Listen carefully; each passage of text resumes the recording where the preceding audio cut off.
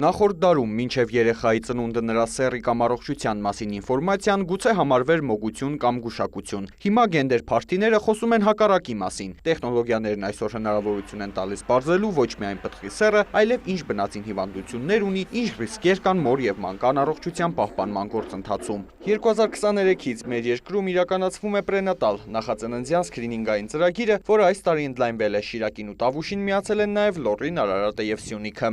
Սկսեցինք Գյումրիից, Գյումրիին միացավ նաև Ախուրյանի բժշկական կենտրոնը, այնուհետև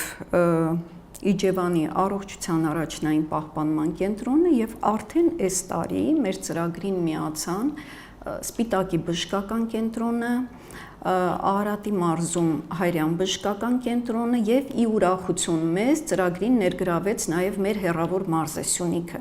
Սյունիքում մենք նոր ենք սկսել այս ծրագրի իրականացումը, դա Կապանի բժշկական կենտրոնն է, Գորիսի բժշկական կենտրոնը և արդեն հրամանի փոփոխություն է իրականացվում, որպեսզի ներգրավի նաև Սիսիանի բժշկական կենտրոնը։ Դա մեր համար առավել կարևոր է, քանի որ հղին արդեն որոշակի հետազոտությունների համար ստիպված չի հասնել Երևան։ Նախածննդյան հետազոտությունները պարզում են երեխայի քրոմոսոմային ախտահարումները, օրինակ Դաունի, Էդվարդսի համախտանիշները, նաև գրեթե բոլոր օրգանների բնածին արատները։ Սկրինինգն իրականացվում է երկու փուլով՝ հղիության 11-ից 14 և 18-ից 22 շաբաթականներում։ Այն իր մեջ ներառում է բիոքիմիական երկու անալիզ և էքսպերտային սոնոգրաֆիա։ Եթե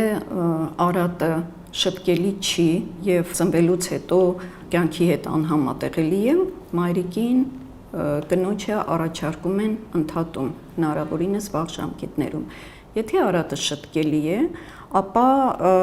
կինը ուղղորդվում է պրենատալ կոնսիլիումի, չնայած ցանկացած դեպքում է ուղղորդվում պրենատալ կոնսիլիումի 3-րդ մակարդակի ծննդօգնության հիմնարկ, որտեղ արդեն ներգրավում են նաև մանկական նեղ մասնագետներ։ Եվ կոնսիլիումը որոշում է կնոջ հղի հետագա վարման պլանը։ Մասնագետը շեշտում է, եթե երեխայի մոտ հայտնաբերվում է խնդիր, հղին ծննդաբերում է Երևանում, 3-րդ մակարդակի ծննդօգնության բուժհաստատությունում, որպեսզի անհրաժեշտության դեպքում նորածնին կարողանան շուտ հասցնել նաև մանկական մասնագիտացված ծառայություն ունեցող կենտրոններ։ Պրենատալ սկրինինգի ներդրման պայմանը, որ տվյալ մասնագետը ունենա